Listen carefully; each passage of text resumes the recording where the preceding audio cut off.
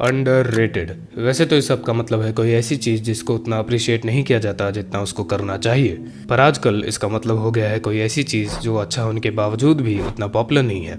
इस वीडियो में मैं आपको कुछ ऐसे ही अंडररेटेड एनिमे के बारे में बताऊंगा जो है तो बहुत मस्त पर उन्हें कोई जानता ही नहीं है। Starting with Food Wars.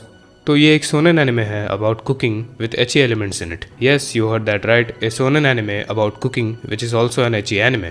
तो इसमें हमारा मेन कैरेक्टर सोमा अपने डैड के साथ मिलके एक फैमिली रेस्टोरेंट चलाता है। उसको बचपन से ही कुकिंग का बहुत शौक होता है और उसका गोल होता है कि वो एक दिन अपने पापा से भी बेटर शेफ बन के दिखाएगा। पर एक दिन उसके पापा को एक नए जॉब के कारण रेस्टोरेंट छोड़ना पड़ता है। पर जाने से पहले वो सोमा को बोलता है कि अगर उसको एक बेटर शेफ बनना है तो उसको तोत्सुकी कुलिनरी एकेडमी ज्वाइन करना चाहिए, जो कि दुनिया का सबसे प्रेस्टिजियस कुलिनरी स्कूल होता है। तो सोमा निकल पड़ता है तोत्सुकी एकेडमी के लिए और वहाँ पे उसको दुनिया के सबसे ग्रेटेस्ट शेफ्स के साथ फूड वॉर्स में पार्टिसिपेट करना पड़ता है। ये एनिमे एची जॉनरा को बहुत ही परफेक्ट वे में यूज करता है और ये कहना बिल्कुल भी गलत नहीं होगा कि ये मेरा फेवरेट एची एनिमे है। एनिमे के प्लॉट से शायद आपको ये इतना इंटरेस्टिंग ना लगे, पर आपको ये एनिमे जरूर देखना चाहिए, पर अकेले में। Dr Stone is one of the best anime I have ever watched and you should watch it too. Starting में ये एनिमे बेस्ड होता है मॉडर्न वर्ल्ड में, पर सडनली एक ग्रीन कलर की लाइट सारे के सारे ह्यूमंस को पत्थर में बदल देती है। हजारों साल बीत जाते हैं और ह्यूमन सिविलाइजेशन पूरी तरह से खत्म हो जाती है एंड नेचर टेक्स ओवर। कुछ 3500 साल बाद हमारा मेन कैरेक्टर सेंको पत्थर से बाहर निकलता है और वो बहुत ही ज़्यादा इंटेलिजेंट और नॉलेजेबल होता है, specially in the field of science. Senco अपने मिशन पर निकल पड़ता है ह्यूमन सिविलाइजेशन को फिर से रिवाइव करने के लिए, और उसके इस जर्नी में उसको बहुत सारे डिफरेंट और इंटरेस्टिंग चैलेंजेस फेस करना पड़ता है। यह एनिमे बहुत फनी है and it is full of suspense. Anime में सेंको बहुत सारे साइंटिफिक प्रिंसिपल्स को बहुत ही प्रैक्टिकल वे में यूज़ करता है, जिसको देखने में आपको बहुत ही ज़्यादा मज़ा आएगा। मैंने डॉक्टर स्टोन के ऊपर एक डिटेल्ड रिव्यू भी बनाई है, आप चाहे तो देख सकते हो। और अगर आपको साइंस में ज़रा सा भी इंटरेस्ट है तो आपको ये एनिमे ज़रूर देखना चाहिए। Ranking of the Kings. इस एनिमे के आर्ट स्टाइल को देख के आपको लग सकता है कि ये कोई बच्चों वाला कार्टून है, पर ये ऐसा बिल्कुल भी नहीं है। इस एनिमे को बनाया है विट स्टूडियो ने, the studio known for animating the first 3 seasons of attack on titan. Anime का मेन कैरेक्टर बोज्जी एक बहुत ही बड़े किंगडम का प्रिंस होता है, but he is deaf, small and very weak despite being born to giant. पर फिर भी उसको दुनिया का नंबर 1 किंग बनना होता है। बोज्जी की मुलाकात होती है कागे से, जो कि वैसे तो एक चोर है, पर कुछ इंसिडेंट्स के बाद वो डिसाइड करता है कि वो बोज्जी के साथ उसके स्ट्रॉन्ग बनने के सफर में जाएगा। प्लॉट से ये आपको कोई बच्चों वाला सोनेन एनिमे लग रहा होगा, और ये वैसा ही है। इसमें ना आपको कोई माइंड ब्लोइंग प्लॉट ट्विस्ट देखने को मिलेगा और ना ही कोई प्रोटैगनिस्ट बिकम्स एंटैगनिस्ट वाला केस। पर ये जिस वे में इस सिंपल सी स्टोरी को प्रेजेंट करता है, जिस तरीके से ये कैरेक्टर्स के इमोशंस को दर्शाता है, is enough to make a grown man cry. I am honestly unable to describe how good this anime actually is. This anime is a must watch and I can guarantee you that आपने इसके जैसा anime पहले कभी नहीं देखा होगा। Vinland Saga. वैसे तो ये एनिमे अब इतना अंडररेटेड नहीं रहा, but I am pretty sure maximum लोगों ने ये एनिमे अभी तक नहीं देखा होगा। जिनको नहीं पता, this is a seinen anime based on Vikings and its manga is among the big 4 seinen. तो इसमें स्टोरी के मेन कैरेक्टर थॉरफिन का बाप थॉर्स पास्ट में सबसे स्ट्रॉन्गेस्ट वॉरियर्स में से एक था, पर एक दिन वो अपनी वॉर से भरी लाइफ से थक जाता है। He fakes his own death and वो अपनी वाइफ एंड बच्ची के साथ आइसलैंड भाग जाता है टू लिव पीसफुली। पर 15 साल बाद वाइकिंग्स का एक लीडर उसे फाइनली ढूंढ लेता है and he threatens Thors to fight in a war. पर फाइट के दौरान आस्केलार्ड नाम का एक पायरेट धोखे से थॉर्स को मार देता है। थॉरफिन आस्केलार्ड के ग्रुप को फॉलो करता है in the hopes to kill Askeladd and avenge his father's death. Season 1 में आपको काफी बढ़िया फाइट सीन्स और स्टोरी देखने को मिल जाती है, पर सीजन 2 में इसका बिल्कुल ऑपोजिट होता है। But still it is as good as season 1, और ऐसा क्यों है ये जानने के लिए आपको एनिमे देखना पड़ेगा। इसके सीजन 1 के ऊपर मैंने एक डिटेल्ड रिव्यू भी बनाई है, आप चाहे तो देख सकते हो। यह एनिमे कुछ चुनिंदा एनिमे में से एक है जिनको मैं मास्टरपीस कहता हूँ, और अगर आपने एनिमे नहीं देखा then you are seriously missing out. Heavenly Delusion. ये एनिमे इतना अच्छा होने के बावजूद भी अपने पुअर मार्केटिंग की वजह से हेल्स पैराडाइज और ओसिनोको जैसे कुछ शोज के बीच दब के रह गया। एनिमे सेट है एक पोस्ट अपोकलिप्टिक वर्ल्ड में, जिस अपोकलिप्स के बारे में हमें अभी तक कुछ खास बताया नहीं गया है। हमें बस इतना पता है कि किसी वजह से इसमें मैन ईटिंग मॉन्स्टर्स आ गए हैं जिनका नेचर काफ़ी मिस्टीरियस है। यह एनिमे साइमल्टेनियसली 2 स्टोरीज को फॉलो करता है। एक स्टोरी है मारू और किरुको नाम के 2 बच्चों के बारे में, जो इस पोस्ट अपोकलिप्टिक वर्ल्ड में हेवन नाम की एक जगह ढूंढ रहे हैं। दूसरा स्टोरी है एक ऑर्फनेज या स्कूल टाइप के जगह के कुछ बच्चों के बारे में जिन्होंने बाहर की दुनिया कभी देखी नहीं होती, जो कि काफ़ी सिमिलर है to the Promised Neverland, but it is very different as well. ये एनिमे हमारे मुंह पे मिस्ट्री फेंकता है, उनमें से कुछ मिस्ट्रीज को आंसर करता है और फिर और ज़्यादा मिस्ट्रीज फेंकता है, which honestly speaking is quite similar to what Attack on Titan did. ये एनिमे काफ़ी मैच्योर थीम्स के साथ डील करता है और हमें हर एक प्लॉट पॉइंट के बारे में डीपली सोचने के लिए मजबूर कर देता है।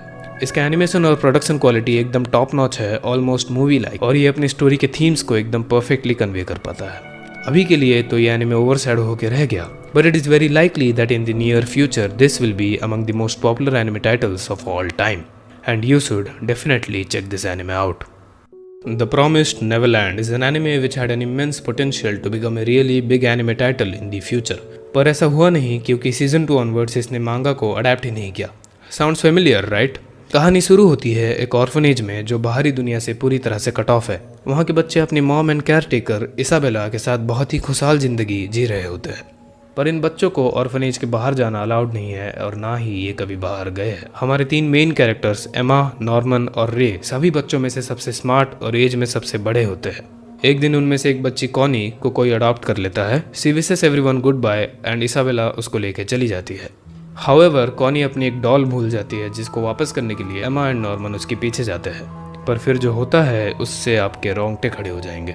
मैं इसे स्पॉइल तो नहीं करना चाहता, पर बस इतना कहूंगा कि आप बस इसका पहला एपिसोड देखिए and I am damn sure आप पूरा एनिमे खत्म कर बैठोगे। पर इसका सीजन 2 बिल्कुल भी मत देखना। I would recommend you read the मांगा instead after watching season 1।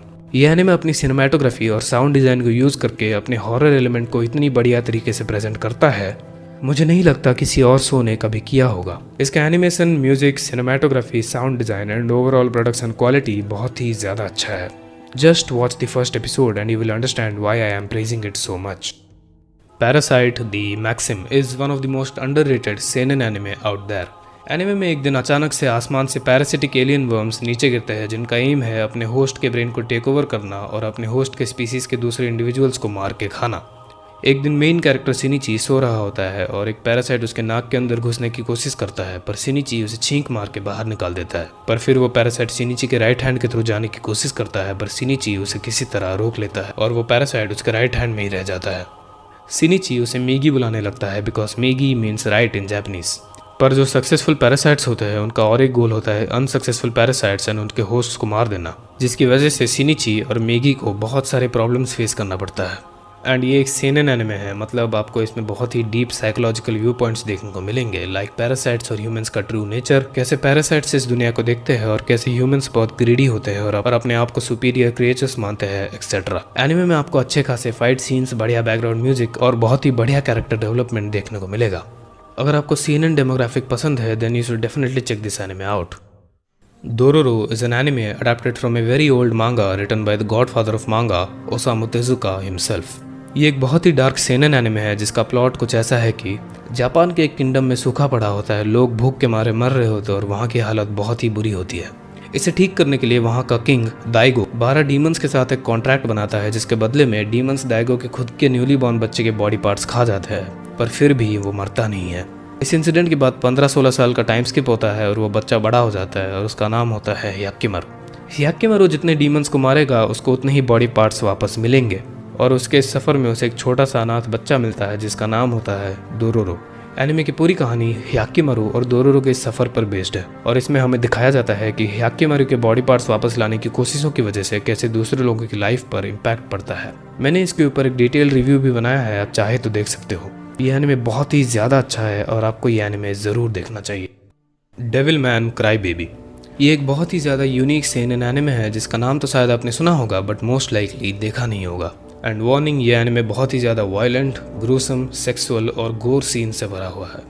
Anime में हमारा मेन कैरेक्टर एक बहुत ही इनोसेंट सा बंदा होता है जो बात बात पे रो देता है and hence the name cry baby. पर एक दिन उसके अंदर एक डेविल घुस जाता है, पर वो उस डेविल को अपने माइंड पर टेक ओवर करने नहीं देता है, पर उसके पास डेविल के सारे पावर्स आ जाते हैं, हेंस ए डेविल मैन। इसका प्लॉट आपको एक टिपिकल शोनेन एनिमे जैसा लग रहा होगा बट ऐसा बिल्कुल भी नहीं है। एक पॉइंट में आपको ये सोचने पे मजबूर कर देगा कि एक्चुअल में डेविल है कौन। इसका एनिमेशन और आर्ट स्टाइल बहुत ही ज़्यादा यूनिक है, आपको ये काइंड ऑफ 90s एनिमे वाला फील देगा and I think it fits the theme of the show perfectly. ये एनिमे इतना ज़्यादा यूनिक है, मुझे नहीं लगता है इसके जैसा और कोई एनिमे है और ना ही फ्यूचर में होगा। ये बस 10 एपिसोड में बहुत कुछ दिखा देता है and you should definitely watch this show. Paranoia agent, this is probably the creepiest and most terrifying show I have ever watched. इस एनिमे के बारे में सोचते ही मेरे रोंगटे खड़े हो जाते हैं। सुकीको सागी एक कैरेक्टर डिजाइनर होती है जिसने मारोमी नाम का एक बहुत ही सक्सेसफुल कैरेक्टर बनाया होता है। पर एक दिन सुकिको को एक लड़का स्केटिंग करते हुए अपने गोल्डन मेटल बैट से सर पे अटैक करता है। फिर धीरे धीरे दूसरे सिमिलर रिपोर्ट्स आने लगते हैं कि एक लड़का स्केटिंग करते हुए अपने गोल्डन मेटल बैट से लोगों पे अटैक कर रहा है। लोग उस लड़के को शोनेन बैट बुलाने लगते हैं। ऑफिसर्स इस केस को इन्वेस्टिगेट करने लगते हैं, पर जैसे जैसे वो इस केस को इन्वेस्टिगेट करते हैं ये केस और भी ज़्यादा डीप और मिस्टीरियस होते जाता है। ये एनिमे बस 13 एपिसोड में इतना कुछ दिखा देता है आप सोच भी नहीं सकते। इसके हर एपिसोड में एक अलग कैरेक्टर की स्टोरी दिखाई जाती है and how they are all connected through Shonen Bat. ये एनिमे हमें ह्यूमन वर्ल्ड के बारे में कुछ ऐसी चीज़ें दिखाती है जो आपने कभी सोची भी नहीं होगी। एनिमे को ख़त्म करने के बाद आप सोचने पे मजबूर हो जाओगे कि इसमें एक्चुअली हुआ क्या। इस एनिमे को मैंने मेरे लिस्ट के टॉप पे बस ऐसे ही नहीं रख दिया। You really need to watch this anime. You really need to. Anime is not just limited to generic shonen. Sometimes you need to watch shows like Devilman Crybaby and Paranoia Agent, and only then will you realize what anime is really capable of. अगर आपको ये video या recommendations पसंद आई, then please like this video, share it among your friends, and do consider subscribing.